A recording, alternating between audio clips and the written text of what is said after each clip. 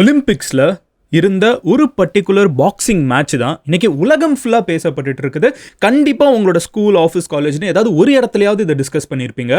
Especially என்னடா நடந்துட்டுருக்கு ஒலிம்பிக்ஸில், பையனை பொண்ணுங்களோட சண்டை போட வைக்கிறாங்களா அப்படிங்கிற ஒரு கேள்வி நிறைய பேருக்கு வந்திருக்கும். காரணம் என்னன்னு பார்த்தீங்கன்னா, ஒரு 2 டேஸாக இன்டர்நெட் ஃபுல்லாக பேசப்பட்டு இருக்கிற விஷயம் இதுதாங்க. அல்ஜீரியாவை சார்ந்த இமேன் கெலிஃப் அப்படிங்கிற ஒருத்தங்க பிறப்பால் ஒரு பையனாகவும் லேட்டர் காலகட்டங்களில் அவங்க டிரான்ஸ்ஜெண்டராக மாறி அவங்க ஒரு பொண்ணாக தன்னை ஐடென்டிஃபை பண்ணிக்கிட்டு அவங்களுக்கு இப்போ இருக்கிற ஒலிம்பிக்ஸில் விமன் கேட்டகரியில் பாக்ஸிங் பண்ண சான்ஸ் கொடுக்கப்பட்டு ஏஞ்சலா கரீனி அப்படின்னு சொல்லப்படக்கூடிய ஒரு இட்டாலியன் பொண்ணோட நடந்த பாக்ஸிங் மேட்ச்சில் 46 செகண்டில் அவங்கள இவங்க ரிட்டையர் ஆக வச்சுட்டாங்க. ஏஞ்சலா அதுக்கப்புறம் பேசினப்போ, என் வாழ்க்கையிலே இவ்வளோ அதிகமாக என்னை யாருமே அடித்ததே கிடையாது அப்படிங்கிற ஒரு விஷயம், இவ்வளோ ஹார்டஸ்ட் பஞ்ச் நான் வாங்கினதே இல்லை அப்படிங்கிற ஒரு விஷயத்தை அவங்க சொல்கிறாங்க. மொத்த ட்விட்டரும் இன்க்ளூடிங் ஜே.கே. ரவுலிங், ஓகேவா, அதாவது ஹாரி பாட்டரோட ஆத்தர் இருப்பாங்களா, அவங்கள ரொம்ப அதிகமாக ரெஸ்பெக்ட் பண்ணுவாங்க. அவங்க கூட இருந்துக்கிட்டு என்ன ட்வீட் பண்ணியிருந்தாங்கன்னா, என்னங்க பொண்ணுங்களோட ஸ்போர்ட்ஸில் பசங்க ஜெண்டர் சேஞ்ச் பண்ணிக்கிட்டா உள்ளே காம்பீட் பண்ணலாமா, இது எந்த விதத்தில் ஃபேர் அப்படின்னு சொல்லிட்டு அவங்க ட்வீட் பண்ணியிருந்தாங்க. இலான் மஸ்காக இருக்கட்டும், உலகத்தில் இருக்கிற மிகப்பெரிய செலிபிரிட்டிஸ் எல்லாருமே நிறைய பேர் பேசியிருந்தாங்க. கடைசியில் என்ன தெரியுமா தெரிய வந்திருக்குது, எல்லாருமே லூசு பசங்கன்னு தெரிய வந்திருக்குது. மதுனே என்ன போகிற போக்கில் ஏதோ சொல்லிட்டேன் அப்படின்னு சொல்லி கேட்டிங்கன்னா, டீட்டெயில்டாக சொல்கிறேன். இமான் கெலிஃபை பற்றி நம்ம யாருக்குமே சுத்தமாக ஐடியா இல்லாமல் 2 நாளாக ஒரு பொண்ணை, ஓகேவா, 2 நாளாக ஒரு நியாயமான காம்படிஷனில் ஜெயிச்ச ஒரு பொண்ணை மொத்த உலகமே சேர்ந்து கலாய்ச்சிட்டு இருந்திருக்குது, நீ ஒரு பையன்னு சொல்லி. ஸோ என்ன நடந்துட்டு இருக்குது இப்போ, எனக்கு இந்த இமேன் கலிஃப் அப்படிங்கிற இந்த பொண்ணோட மனநிலைமையை யோசிச்சா எனக்கு ரொம்ப ரொம்ப கஷ்டமாக இருக்குது. அவங்க எவ்வளோ அவங்களோட வரலாறுலாம் நம்மளுக்கு தெரிஞ்சிச்சுன்னா, அந்த 25 வயசு பொண்ணு, ஐ டோன்ட் நோ, எனக்கு அவங்க கதையெல்லாம் கேட்குறப்போ அவ்வளோ இன்ஸ்பைரிங்காக இருக்குது. அந்த பொண்ணை போட்டு மொத்த உலகமே இந்த அளவுக்கு கலாய்ச்சிட்டு இருக்குங்கிறது ரொம்ப டிஸ்ஹார்டனிங்காக இருக்குது. நான் உங்ககிட்ட என்ன நடந்துச்சுங்கிறத டீட்டெயிலாக சொல்ல போகிறேன். பட் இந்த மாதிரி இன்ஃபர்மேஷன் நீங்கள் டெய்லி தெரிஞ்சுக்கணும், வேர்ல்டு ஃபுல்லாக என்ன நடந்துட்டு இருக்குங்கிறத நான் நைட்டு தூங்க போகிறதுக்கு முன்னாடி 10 நிமிஷத்தில் நான் தெரிஞ்சுக்கணும்னு நீங்கள் நினச்சிங்கன்னா மதன் கௌரி சேனலை சப்ஸ்கிரைப் பண்ணுங்கள். அப்போ தான் நான் மேக் பண்ணுற வீடியோஸில் உங்களுக்கு கரெக்டாக அல்கோரிதம் சேர்க்கும், இல்லைனா யூடியூப் சேர்க்கிறத மிஸ் பண்ணிவிடும். ஸோ சப்ஸ்கிரைப் பண்ணலாம், சப்ஸ்கிரைப் பண்ணி ஜாயின் பண்ணிக்கோங்க. இப்போ என்ன நடந்துச்சு, இமேன் கலிஃப் அண்ட் ஏஞ்சலா கரீனி அப்படிங்கிற இவங்க 2 பேரோட பவுட்டில் அந்த ஒரு பர்டிகுலர் பாக்ஸிங் மேட்ச்க்கு முன்னாடி என்ன நடந்துச்சு, அந்த பாக்ஸிங் மேட்ச்சில் என்ன நடந்துச்சு, ஏன் உலகமே ஒரு பொண்ணை ஒரு பையன்னு சொல்லி கலாய்க்கிறாங்கங்கிற எல்லா விஷயத்தையும் பார்க்க ஆரம்பிப்போம். ஹலோ எவ்ரிவான், நான் Madan Gowri and hello my dear MG squad.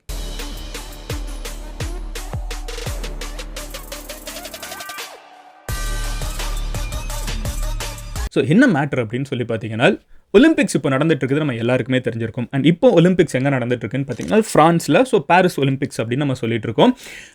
Last Olympics பார்த்தீங்கன்னா 2020 நடக்க வேண்டிய ஒலிம்பிக்ஸ் 2021 தான் நடந்துச்சு. பிகாஸ் ஆஃப் கோவிட், லாக்டவுன் அதெல்லாம் இருந்ததுனால ஜப்பானில் இருக்கிற டோக்கியோவில் தான் ஒலிம்பிக்ஸ் நடந்துச்சு. அது ஒரு வருஷம் கழிச்சு தான் நடந்துச்சு. ஸோ அதனால தான் நம்மளுக்கு உடனே 2 ஒலிம்பிக்ஸ் ரொம்ப சீக்கிரமாக வர மாதிரி இருக்குது. பிகாஸ் டெக்னிக்கலி அது டோக்கியோ ஒலிம்பிக்ஸ் 2020 இருந்தாலும் அது நடந்துட்டு 2021 தான். இப்போ 2024 3 வருஷத்தில் அடுத்த ஒலிம்பிக்ஸ் நடக்குது. ஜென்ரலாக 4 வருஷத்துக்கு ஒரு தடவை தான் நடக்கும். அதனால தான் நம்மளுக்கு குவிக் டயத்தில் 2 ஒலிம்பிக்ஸ் நடக்கிற மாதிரி ஒரு ஃபீல்.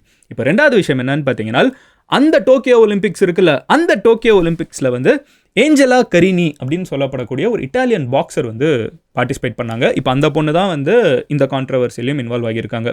ஏஞ்சலா கரீனி அப்படிங்கிறவங்க இட்டாலியை சார்ந்த ஒரு பர்டிகுலர் போலீஸ் ஆஃபீஸரோட மகள். சின்ன வயசுலேருந்தே அவங்க போலீஸ் ஆஃபீஸரே யாருன்னு பார்த்தீங்கன்னா, அவர் ஒரு பாக்ஸிங் கோச் தான். ஸோ சின்ன வயசுலேருந்தே மகளை பாக்ஸிங்கில் ட்ரெயின் பண்ணியே வளர்த்துட்டு இருந்திருக்காரு. அண்ட் ஏஞ்சலா கரீனிங்கிற பொண்ணு பயங்கரமாக பாக்ஸிங் பண்ணுவாங்க. அவங்க அப்பாவே கோச், அப்பா 2 பேருமே ஒரே ஆள் தான். ஸோ ஒரு டங்கல் படம் மாதிரி அவங்க மகளுக்கு வச்ச பேர் என்னன்னு பார்த்தீங்கன்னா டைகர் அப்படின்னு சொல்லுவாங்க. ஸோ டைகர் ஆஃப் இட்டாலினே நிறைய பேர் ஏஞ்சலா கரீனியை சொல்லுவாங்க. ஏஞ்சலா கரீனி டோக்கியோ ஒலிம்பிக்ஸில் பார்ட்டிசிபேட் பண்ணாங்க. பார்ட்டிசிபேட் பண்ணி அவங்க ரவுண்டு 16 எக்ஸிட் ஆகுறாங்க. எக்ஸிட் ஆகி கொஞ்ச நேரத்தில் அவங்க அப்பா இறந்தும் போகிறாங்க. ஓகேவா, ஸோ அந்த ஒரு துக்கமான ஒரு சம்பவமும் அங்கே நடக்குது. அவங்க அப்பா இறந்து போகிறாங்கன்னா, அவங்க அப்பா மற்ற ஃபிசிக்கல் எலிமெண்ட்னால இறந்து போகிறாங்க. பட் அவங்க அப்பா, அவங்க கோச் அந்த டெடிகேஷனில் இருந்துக்கிட்டு அடுத்த 3 வருஷத்துக்கு நான் பயங்கரமாக ப்ரிப்பேர் ஆக போகிறேன். அண்ட் இந்த தடவை நடக்கக்கூடிய பாரிஸ் ஒலிம்பிக்ஸில் நான் அடித்து நகர்த்த போகிறேன், நான் கோல்ட் மெடல் அடிக்கணும், அதுக்காக தான் நான் பார்ட்டிசிபேட் பண்ணுறேங்கிற ஒரு ஆங்கிளில் தான் லாஸ்ட் 3 இயர்ஸ் ஹெவியாக ப்ரிப்பேர் பண்ணிவிட்டு ஏஞ்சலா கரீனி அப்படிங்கிற பொண்ணு பொசிஷன் ஆகிறாங்க. ஏஞ்சலா கரீனியை பற்றி நம்ம ஏன் இவ்வளோ தெளிவாக உங்ககிட்ட சொல்கிறேன்னு பார்த்தீங்கன்னா, அவங்க இட்டாலியோட ஒரு பெரிய ஹோப்பாக இருந்திருக்காங்க. ஆனால் அப்பா கோச் பண்ணியிருக்காங்க, அப்பா இறந்து போயிருக்காங்க, டைகர் ஆஃப் இட்டாலிங்கிற பேர் இதெல்லாமே வச்சுட்டு இட்டாலி இருந்துக்கிட்டு அவங்க மேலே பெரிய நம்பிக்கை வச்சுருக்காங்க. இது ஏஞ்சலா கரீனியோட ஒரு சைடு, ஓகேவா. இது தோத்தவங்க. இந்த மேட்ச்சில் ஜெயிச்சவங்க இருக்காங்களே, இப்போ நம்ம அவங்களுக்கு வருவோம். ஸோ அது யாருன்னு பார்த்தீங்கன்னா இமேன் கெலிஃப் அப்படின்னு சொல்லப்படக்கூடிய அவங்களும் 25 வயசு பொண்ணு. இமேன் கெலிஃப் அப்படிங்கிறவங்க வந்து அல்ஜீரியா நாட்டை சார்ந்தவங்க. அல்ஜீரியா வந்து பயங்கர ஸ்ட்ரிக்டான ரூல்ஸ் எல்லாம் கொண்ட ஒரு பர்டிகுலர் கண்ட்ரி, ஓகேவா. அங்கே வந்து அவ்வளோ ஈஸியாலாம் ஜெண்டர்லாம் மாற்ற முடியாது, அது வந்து ப்ரொஹிபிட்டடு, அது தனி டிபார்ட்மெண்ட், நம்ம தனியாக டீல் பண்ண வேண்டியது. பட் ரொம்பவே வந்து ரூல்ஸ் எல்லாம் ரொம்ப ஸ்ட்ராங்காக, அவ்வளோ ஈஸியாக மக்களெல்லாம் நம்ம வந்து சுதந்திரமாக இருக்கக்கூடிய ஒரு கண்ட்ரி கிடையாது. அல்ஜீரியாவை சார்ந்த இமேன் கெலிஃப் வந்து பல தடைகளை மீறி, ரூல்ஸ் எல்லாம் ரெகுலேஷன்ஸ் எல்லாம் பொண்ணுங்களுக்கு எதிராக ரொம்ப ஸ்ட்ராங்காக இருக்குது. அதையும் மீறி இமேன் கெலிஃப் யாருன்னு பார்த்தீங்கன்னா சின்ன வயசுலேருந்தே பாக்ஸிங்கில் இன்ட்ரெஸ்ட் இருக்குது. ஆனால் அப்பா வந்து எப்பவும் போல் நம்ம ஊர்லேயும் அதான் பண்ணுவாங்க. இந்தியாவில் பார்த்தீங்கன்னா ஒரு பொண்ணு வந்து பாக்ஸிங் பண்ணணும்னு சொன்னால் அப்பா இருந்துக்கிட்டு எதுக்கு பாக்ஸிங், இது பொண்ணுங்களோட ஸ்போர்ட்ஸ் இல்லையே அப்படின்னு ஒரு கேள்வி கேட்பாங்கல்ல. இமேன் கெலிஃப் அப்படிங்கிற இந்த பொண்ணோட அப்பாவுமே இந்த மாதிரி தான் கேள்வி கேட்டிருக்காங்க. இன்ஃபேக்ட் இமேன் கெலிஃப் வந்து சின்ன வயசில் ஃபுட்பால் தான் விளையாண்டுட்டு இருந்திருக்காங்க. நாளாக பாக்ஸிங்கில் இன்ட்ரெஸ்ட் எடுத்து பாக்ஸிங்குள்ளே வரணும்னு நினைக்கிறப்போ அவங்க அப்பா அதுக்கு சுத்தமாக பர்மிஷன் கொடுக்காம உட்கார வச்சுட்டு இருக்காங்க. அதை மீறி இமேன் கெலிஃப் வந்து பாக்ஸிங்க்கு ட்ரெயின் ஆகிறதுக்கு காசெல்லாம் தேவைப்படும். கரெக்டாக ஒரு பாக்ஸிங் க்ளவ் வாங்குறதுலேருந்து ஒரு ஜெர்சி வாங்குறதுலேருந்து எல்லாத்துக்குமே செலவு தேவைப்படும். ஆனால் வீட்டில் வந்து அப்பா அம்மா சப்போர்ட் பண்ண மாட்டேங்கிறாங்கிறப்போ இமேன் கெலிஃப் வந்து இந்த ஸ்கிராப் மெட்டல் இருக்கும்ல, இந்த ரோட்டில் கிடக்கக்கூடிய டின்னு, கேனு, இந்த மாதிரி மெட்டல் எல்லாத்தையும் கலெக்ட் பண்ணி போய் கடையில் கொடுத்து அதுலேருந்து வர்ற காசை வச்சு இமேன் கெலிஃப் வந்து கம்ப்ளீட்டாக பாக்ஸிங்க்கு ட்ரெயின் ஆகிருக்காங்க.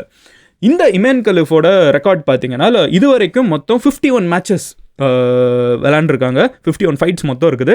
அதில் வந்து கிட்டத்தட்ட 42 ஃபைட்ஸ் வந்து ஜெயிச்சிருக்காங்க, 9 மேட்சஸ் வந்து லூஸ் பண்ணியிருக்காங்க. இதுதான் வந்து இமேன் கெலிஃப் இந்த மேட்சும் ஜெயிச்சவங்களோட ப்ரொஃபைல்.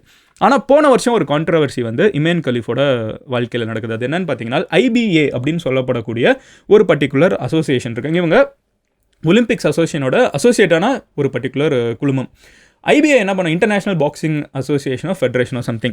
ஸோ அவங்க வந்து என்ன சொல்கிறாங்கன்னு 2023 என்ன சொல்கிறாங்கன்னு பார்த்தீங்கன்னா, இமேன் கெலிஃப் வந்து ஒரு காம்படிஷன் விளையாண்டு அல்ஜீரியாவை ரெப்ரசென்ட் பண்ணி ஜெயிச்சதுக்கப்புறம் இமேன் கெலிஃப் வந்து ஒரு ஜெண்டர் டெஸ்ட்டில் வந்து ஃபெயில் ஆகுறாங்க. இமேன் கெலிஃப் வந்து பொண்ணே கிடையாது, பையன் அப்படின்னு சொல்லிடுறாங்க.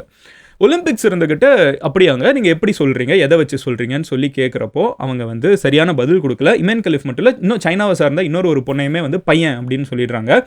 அவங்க சொல்கிறதுக்கு வந்து முதல்ல டெஸ்டோஸ்டரோன் லெவல்லாம் வந்து ஹையாக இருக்குங்கிறாங்க. அதுக்கப்புறம் அதெல்லாம் இல்லை அப்படின்னு தெரிய வந்ததுக்கப்புறம் கடைசியில் உள்ளுக்குள்ளெல்லாம் கேள்வி கேட்டு என்கொயரி கமிட்டி, உடனே ஒலிம்பிக்ஸ் வந்து ஒரு என்கொயரி கமிட்டி போட்டாங்க. என்னங்க ஜெயிச்சவங்களை நீங்கள் பாட்டுக்கு பொண்ணே இல்லைன்னு சொல்கிறீங்க, எதை வச்சு சொல்கிறீங்க, அந்த பொண்ணு ரொம்ப வருஷமாக பாக்ஸிங் பண்ணிருக்காங்கன்னு சொல்லி செக் பண்ணி பார்க்குறப்போ அவங்களுக்கு சாலிடான ப்ரூஃப் எதுவும் இல்லைங்கிறத வந்து ஒலிம்பிக்ஸ் அசோசியேஷன் சொல்கிறாங்க.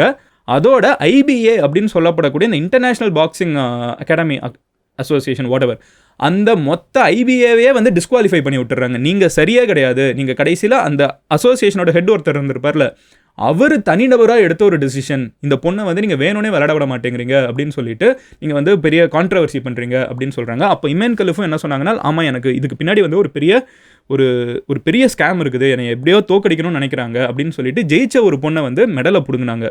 அந்த அசோசியேஷனே வந்து ஒலிம்பிக்ஸ் வந்து கேன்சல் பண்ணி விட்டாங்க. நீங்களே ஒரு ஃப்ராட் அசோசியேஷன்டா, உங்களோட தலைமை வந்து இஷ்டத்துக்கு மேனிப்புலேட் பண்ணி வச்சுட்ருக்கான்னு சொல்லிட்டாங்க. ஸோ அப்போலேருந்தே பார்த்தீங்கன்னா இமேன் கெலிஃப்க்கு வந்து பயங்கரமான இன்டர்நேஷ்னல் லெவலில் வந்து கொஞ்சம் கொஞ்சமாக கலாய்க்கிறதுங்கிறது வந்து இந்த பாக்ஸிங் சர்க்கிள்குள்ளே ரொம்ப ஸ்ட்ராங்காக இருந்துச்சு. ஆனால் அல்ஜீரியா மக்கள் வந்து இமேன் கெலிஃபை விட்டு கொடுக்கல. த டாட்டர் ஆஃப் அல்ஜீரியா அப்படின்னு சொல்லி பயங்கரமாக பெருமையாக வச்சுக்கிட்டாங்க. யார் என்ன சொன்னா என்னம்மா, நீ எங்கள் ஊர் பொண்ணு, நீ போய் சண்டை போடு அப்படின்னு தான் அல்ஜீரியா மக்கள் வந்து சப்போர்ட் பண்ணிட்டு இருந்தாங்க. இதுக்கு பின்னாடி ஒரு சின்ன கதை, குரோமோசோம்குள்ளெல்லாம் நம்ம போனோம்னால் ஆண்களுக்கு XY அப்படிங்கிற குரோமோசோம் இருக்கும், பெண்களுக்கு வந்து XX அப்படிங்கிற குரோமோசோம் இருக்கும்.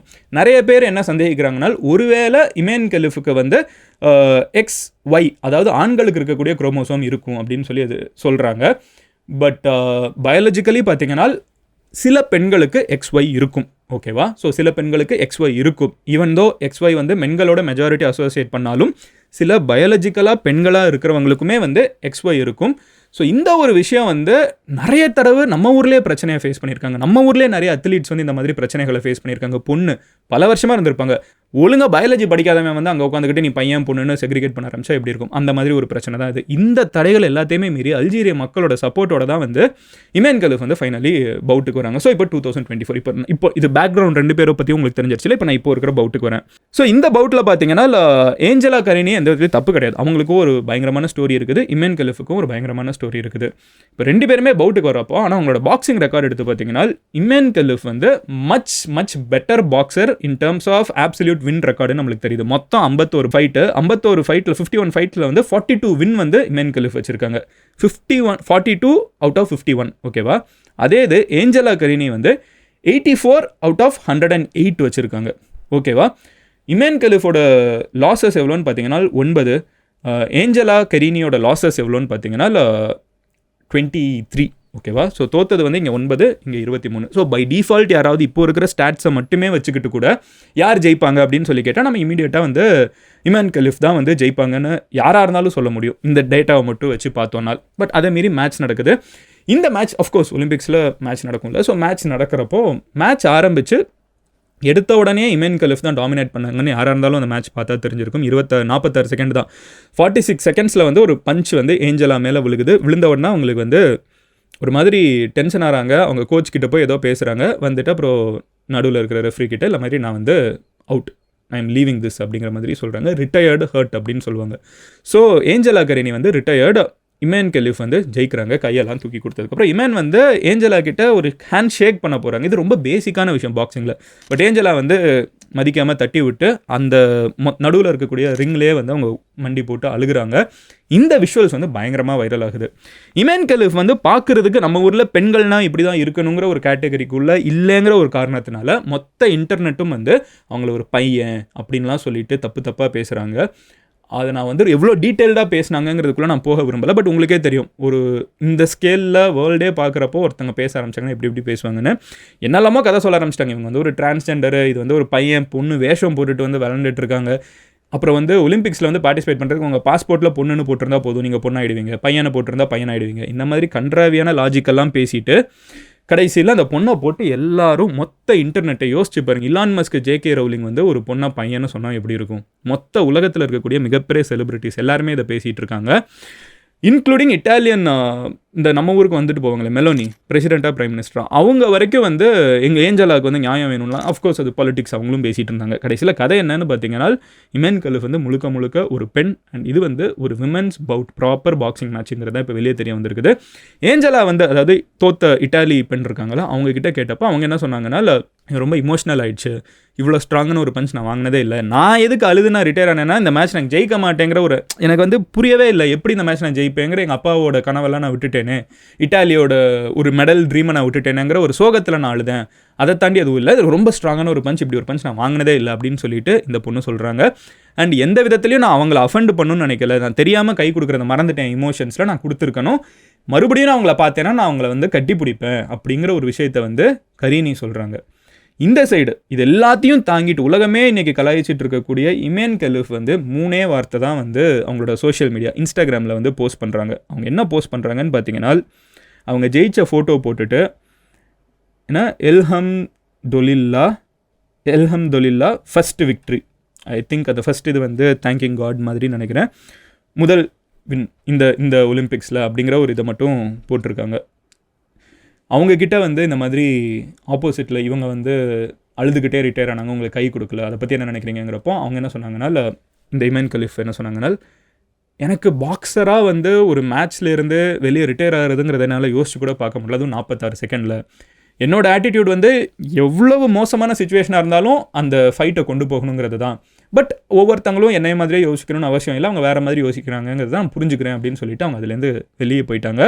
இந்த ஒரு இன்ஸ்டாகிராம் போஸ்ட் மட்டும்தான் வந்திருக்குது. அதை தாண்டி இமேன் கலிஃப் வந்து அடுத்த ரவுண்டுக்கு வந்து ப்ரிப்பேர் ஆகிட்டு இருக்காங்க.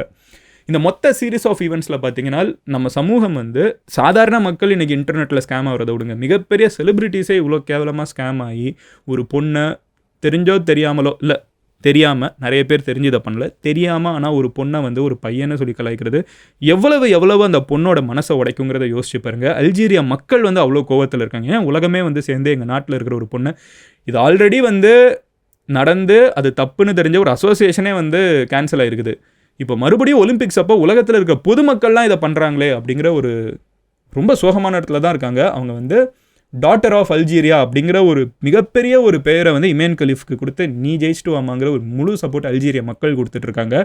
அட் திஸ் பாயிண்ட் இந்த சேனலில் மதன் கௌரி ஆகிய நானும் நீங்களும் கொடுப்பீங்கிற நம்பிக்கையோட I think it is time we should stand with Imane Khelif. And இந்த மாதிரி எத்தனையோ பெண்கள் ஸ்போர்ட்டிங் ஈவெண்ட்டில் ஜெயிச்சு முன்னேறி வரணும்னு நினைக்கிறப்போ அவங்கள பையன்னு சொல்லி மாற்றுறதா இருக்கட்டும், இல்லை அவங்க ஏமாற்றிட்டாங்கன்னு சொல்கிறதா இருக்கட்டும், ஸ்போர்ட்ஸில் ஜெயிக்கிறதே ரொம்ப கஷ்டமான விஷயம். யோசிச்சு பாருங்கள், பழைய தகரத்தை வந்து விலைக்கு போட்டு அந்த காசை வச்சு க்ளவ் வாங்கின ஒரு பொண்ணு ஒலிம்பிக்ஸில் வந்து ஒரு மேட்ச் ஜெயிச்சு முடிச்சதுக்கப்புறம் அது பொண்ணே இல்லைன்னு சொல்லிட்டு பெருசாக அச்சீவ் பண்ணவங்களே சொன்னாங்கன்னா அந்த பொண்ணோட மனசு எப்படி இருக்கும்? ஸ்போர்ட்ஸை நம்ம நாட்டில் யாரும் பெருசாக செலிப்ரேட் பண்ணுறதில்ல. ஏன் உலக அளவில் கூட அது செலிப்ரேட் பண்ண வேண்டிய அளவுக்கு செலிப்ரேட் பண்ணப்படுறதில்ல. எங்கே போனாலும் நம்ம ஊரில் கிரிக்கெட்னா வெளியூரில் ஃபுட்பால் அப்படின்னு ஒரு 2-3 ஸ்போர்ட்ஸ்குள்ளே தான் சுற்றிட்டு இருக்குது. அதேமாரி இந்த மாதிரி ஸ்போர்ட்ஸில் யாராவது அச்சீவ் பண்ணி வந்தாங்கன்னா நம்ம அவங்கள செலிப்ரேட் பண்ணலைன்னா கூட பரவாயில்ல, இவ்வளோ கேவலமாக ட்ரீட் பண்ண வேணாங்கிறத சொல்லிவிட்டு இந்த வீடியோ நான் முடிச்சுக்கிறேன். நாளைக்கு இன்னொரு வீடியோவில் பார்க்குறேன். இந்த மாதிரி உலகத்தில் நடக்கிற எல்லா விஷயமும் உங்களுக்கு டெய்லி தெரிஞ்சுக்கணும்னு நினச்சிங்கன்னா மதன் கௌரி சேனலை சப்ஸ்கிரைப் பண்ணுங்கள். அண்ட் இதை முடிஞ்ச அளவுக்கு நிறைய ஃப்ரெண்ட்ஸ் கிட்ட ஷேர் பண்ணுங்கள். ஏன்னா எவ்வளோ பெரிய ஒரு அநீதி நடந்திருக்குங்கிறது நம்ம அத்தனை ஃப்ரெண்ட்ஸுக்கும் தெரியணும். நிறைய பேர் இன்னும் அது வந்து ஒரு பையன் டிரான்ஸ்ஜெண்டர் அப்படின்லாம் பேசிகிட்டு இருக்காங்க. But let the truth spread like fire. Love you all. See you all tomorrow. Have a good night.